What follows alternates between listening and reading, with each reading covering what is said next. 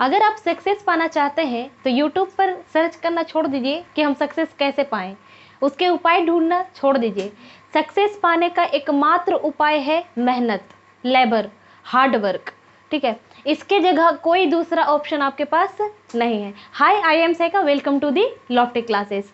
तो आज जो है हम लोग पॉलिटी की न्यू क्लास स्टार्ट करने जा रहे हैं, जो कि है आपका मोशन एंड रिजोल्यूशन, ठीक है, यानी कि प्रस्ताव और संकल्प। जैसे कि आपने पिछले क्लास में देखा है कि हमने क्या पढ़ा था, संसद की कार्यवाही को स्टार्ट किया था, जिसमें हमने ये देखा कि जो द्वितीय बैठक होती है यानी कि सेकंड सीटिंग में जो है प्रस्ताव और संकल्प चलता है, यानी कि कार्यवाही प्रारंभ होती है, ठीक है। तो इसको हम जो है पूरे डिटेल से विस्तार से चर्चा करेंगे कि कितने प्रकार के जो है आपके प्रस्ताव होते हैं और प्रस्ताव आखिर होता क्या है। सबसे पहले हम देख लेते हैं कि प्रस्ताव क्या होता है। तो संसद की कार्यवाही का संचालन प्रस्तावों और संकल्पों के तहत किया जाता है। जैसा कि मैंने आपको पहले ही वीडियो में इसके इंफॉर्मेशन दे दिया था कि ये चीज़ें जो है प्रस्ताव और संकल्पों का संचालन कहाँ होता है, तो कार्यवाही का संचालन जो है इसी के तहत होता है। सामान्य अर्थों में कहा जाए तो वह युक्ति जो संसद की गति प्रदान करती है प्रस्ताव कहलाती है। मतलब यहाँ पर जो है आइडियाज, लोग जो है अपने आइडियाज, विचार, थॉट्स रखते हैं। क्यों रखते हैं, तो देश के कल्याण के लिए, ठीक है। क्योंकि जो भी कार्य चलता है, सरकार जो है भी संसद में कार्यवाही चलती है, वो मेनली जो है हमारा देश जो है कैसे ग्रोथ करेगा, लोगों का विकास कैसे होगा, उसके कल्याणकारी योजनाओं पर चर्चा चलती है, ठीक है। क्या क्या मुद्दे हमारे देश में उभर के आ रहे हैं और उसका सॉल्यूशन कैसे होगा, उन्हीं पर चर्चाएं हमारे संसद में चलती है। बैठक में यही चर्चाएं चलती है। तो हम अब देख लेते हैं कि प्रस्ताव के प्रकार क्या है, टाइप्स ऑफ मोशंस को हम देखेंगे, जिसमें सबसे पहला जो है आपका है कॉन्फिडेंस मोशन, यानी कि विश्वास प्रस्ताव। तो विश्वास प्रस्ताव यानी कि कॉन्फिडेंस मोशन क्या है, तो मंत्री परिषद की ओर से लोकसभा में प्रस्तुत किया जाता है। देखो, ये जो है राज्यसभा में नहीं प्रस्तुत होता है, क्योंकि प्रस्ताव जो है सदन में प्रस्तावित होता है, चर्चाएं चलती हैं। तो हम जानते हैं कि सदन जो है दो है, लोकसभा और राज्यसभा। लेकिन ये जो है आपका कॉन्फिडेंस मोशन यानी कि विश्वास प्रस्ताव जो है लोकसभा में लाया जाता है या प्रस्तुत होता है। तो संविधान के अनुच्छेद 75 के अनुसार यह अनिवार्य है कि मंत्री परिषद को लोकसभा का विश्वास हासिल हो।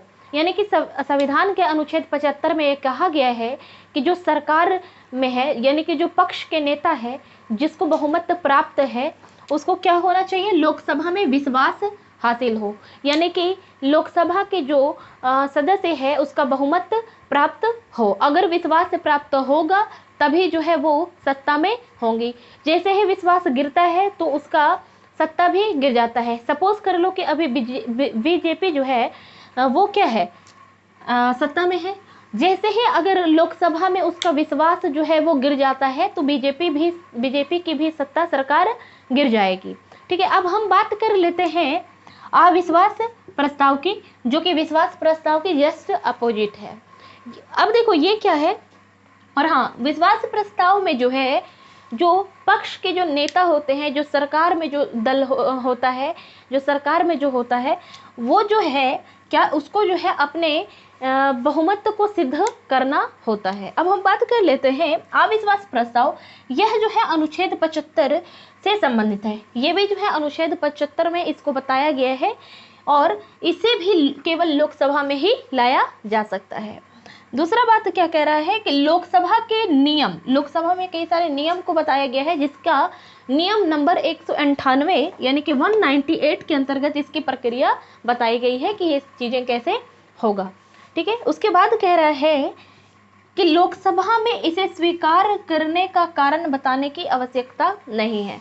मतलब कह रहा है कि लोकसभा में जो है अविश्वास प्रस्ताव क्यों स्वीकार हो, इसका कारण बताने की आवश्यकता नहीं है। बगैर कारण बताए जो है ये अविश्वास प्रस्ताव पारित हो सकता है, प्रस्ताव लागू हो सकता है, ठीक है। लेकिन इसे विपक्ष के किसी सदस्य के द्वारा लाया जाता है। ये जो है किसके द्वारा, अविश्वास प्रस्ताव विपक्ष के नेता के द्वारा लाया जाता है। सपोज कर लो अभी विपक्ष के नेता कौन है, कांग्रेस। तो कांग्रेस अगर बीजेपी के प्रति जो है अविश्वास प्रस्ताव संसद में या लोकसभा में लाती है, तो ऐसे प्रस्ताव पारित होने से सरकार गिर जाती है। और अगर कांग्रेस ने अविश्वास प्रस्ताव लाया और अविश्वास प्रस्ताव लागू हो जाता है तो जो सरकार है वो गिर जाएगी। ठीक है, फिर क्या कह रहा है, लोकसभा में अपना विश्वास खो देता है। लेकिन बात यह भी है कि अविश्वास प्रस्ताव कब लागू होगा, तो उसे ये सिद्ध करना पड़ेगा कि जो सरकार में जो नेता है, जो दल है, वो जो है सही से कार्यवाही नहीं कर रहा है, संचालन नहीं कर रहा है, और ये जो है किस तरह से अविश्वास प्रस्ताव को जो है सिद्ध कर देता है, तब जाकर के ये पारित होगा। ठीक है, फिर कह रहा है कि इस प्रस्ताव के लिए लोकसभा के कम से कम 50 सदस्यों के समर्थन की जरूरत है। प्रस्ताव लाने से पहले जो है कम से कम 50 सदस्य, लोकसभा के कम से कम 50 सदस्य को इसके समर्थन में रहना पड़ेगा कि ये प्रस्ताव लाया जाए। अविश्वास प्रस्ताव लाने से पहले जो है कम से कम 50 सदस्यों को समर्थन अनिवार्य है। अब हम नेक्स्ट जो है प्रस्ताव देखते हैं।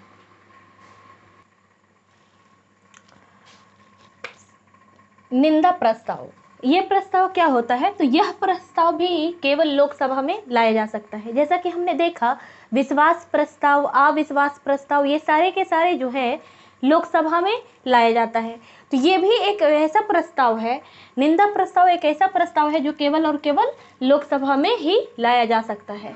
लोकसभा में इसे स्वीकार करने का कारण बताना अनिवार्य है। मतलब कि निंदा प्रस्ताव क्यों पारित हो, क्यों ये जो प्रस्ताव है पारित हो जाए, इसका कारण बताना होगा। ठीक है, उसके बाद कह रहा है यह भी विपक्ष के किसी सदस्य द्वारा पेश किया जाता है। जैसा कि हमने देखा कि अविश्वास प्रस्ताव जो है वो विपक्ष के किसी नेता के द्वारा लाया जाता है, इसी तरीके से जो है निंदा प्रस्ताव भी विपक्ष के किसी सदस्य के द्वारा लाया जाता है। सामान्यतः यह प्रस्ताव किसी मंत्री या मंत्रियों के समूह या तो फिर संपूर्ण मंत्री परिषद के विरुद्ध लाया जाता है, जिससे उसकी नीतियों के प्रति असहमति व्यक्त की जाती है। सपोज कर लो कि कोई मंत्री जो है या मंत्री परिषद जो है क्या लाती है, कोई नीति बनाता है, कोई जो है आपका नियम बनाता है, नीति बनाता है। ठीक है, तो ऐसी नीतियों के तहत अगर कुछ उसका नुकसान है तो विपक्ष के नेता को अगर वो सही नहीं लग रहा है, उसका कुछ बता रहा है कि ये जो है इस कारण से जो है सही नहीं है, कारण बता देता है, तो उसके बाद फिर जो है असहमति अपना व्यक्त की जाती है इसके द्वारा। ठीक है, फिर कह रहा है प्रस्ताव यदि लोकसभा में पारित हो गया, लोकसभा में मान लो कि निंदा प्रस्ताव पारित हो गया, फिर क्या होगा, तो मंत्री परिषद के ऊपर दबाव बढ़ जाता है कि वह अब लोकसभा में अपना बहुमत सिद्ध करे। फिर जो है जो सरकार है, जिन मंत्री या मंत्री परिषद के विरुद्ध ये प्रस्ताव मतलब निंदा प्रस्ताव लाया गया है, उसको जो है ये सिद्ध करना पड़ेगा सरकार को कि उसको बहुमत हासिल है। अब हम नेक्स्ट देख लेते हैं, वो है आपका प्रिविलेज मोशन यानी कि विशेषाधिकार प्रस्ताव। ये क्या होता है, तो सदन के किसी भी सदस्य द्वारा ये लाया जा सकता है। जरूरी नहीं है कि सरकार में जो नेता है या जो मंत्री है वो ही लाएगा, या कोई भी इसको ला सकता है, विपक्ष का नेता या कोई भी। ऐसे प्रस्ताव को पेश किया जा सकता है। ठीक है, किसी भी सदस्य के द्वारा ऐसे प्रस्ताव पेश किया जा सकता है। किसी भी मंत्री द्वारा संसद के सदस्यों के विशेषाधिकार के उल्लंघन की स्थिति में यह प्रस्ताव लाया जाता है। किसी भी संसद के सदस्य का अगर विशेषाधिकार का उल्लंघन होता है तो ऐसी स्थिति में वो जो है विशेषाधिकार प्रस्ताव यानी कि प्रिविलेज मोशन ला सकता है। अब कह रहे हैं मंत्री के व्यवहार की निंदा करने के उद्देश्य से, ठीक है, से यह प्रस्ताव किसी भी सदन में लाया जा सकता है। मंत्री के व्यवहार की निंदा यानी कि अगर मंत्री जो है कोई ऐसा नीतिगत कार्य नहीं करता है, कोई ऐसा कार्य करता है जो कि माननीय नहीं है, तो ऐसी स्थिति में भी जो है उसका निंदा करने के लिए जो है उद्देश्य से जो है ये प्रस्ताव लाया जाता है। यह प्रस्ताव किसी भी सदन में लाया जा सकता है, और यह प्रस्ताव जो है किसी भी सदन में लाया जा सकता है। जरूरी नहीं है कि ये लोकसभा में ही लाया जाएगा। जैसा कि आपका जो है कौन सा प्रस्ताव था, निंदा प्रस्ताव था, ठीक है, या तो फिर इससे पहले हमने क्या देखा था, विश्वास प्रस्ताव और अविश्वास प्रस्ताव निंदा प्रस्ताव जैसे कि था, जो कि केवल और केवल लोकसभा में ही लाया जाता था। लेकिन ये जो है आपका विशेषाधिकार प्रस्ताव जो है केवल और केवल जो है किसमें लाया जाता है, विशेषाधिकार प्रस्ताव जो है सिर्फ लोकसभा में नहीं बल्कि राज्यसभा में भी लाया जा सकता है। अब अगला जो है आपका कैलिंग अटेंशन मोशन यानी कि ध्यानाकर्षण प्रस्ताव। ध्यानाकर्षण प्रस्ताव अपने शब्द से ही, अपने जो है वर्ड से ही स्पष्ट हो जाता है कि इसमें किसी का ध्यान आकर्षण किया जाता है, अट्रैक्ट किया जाता है। तो होता कुछ यूँ है कि संसद के द्वारा जो है लोक हित, राज्यों के हित या सार्वजनिक के हित पर उससे संबंधित मंत्री को सूचना देते हैं और उसका ध्यान आकर्षण करते हैं। मतलब इस प्रस्ताव के द्वारा जो है, सपोज कर लो कि वित्त मंत्री से संबंधित अगर कोई बात है, या तो फिर विदेश मंत्री से रिलेटेड कोई बात है, ठीक है, या तो फिर आपका होता है ना रेलवे मंत्री, ठीक है, तो रेलवे मंत्री से संबंधित तो कोई सूचना, ठीक है, देना हो तो इस प्रस्ताव के द्वारा ये चीज लाया जाता है और रेलवे मंत्री को संबोधित करके जो है इसको लाया जाता है। इस प्रकार से हमने टोटल 5 प्रस्तावों को पढ़ लिया। विश्वास प्रस्ताव, अविश्वास प्रस्ताव और निंदा प्रस्ताव, साथ ही विशेषाधिकार प्रस्ताव और ध्यानाकर्षण प्रस्ताव को हमने समझा। कुछ और प्रस्तावों को हम आगे समझते हैं।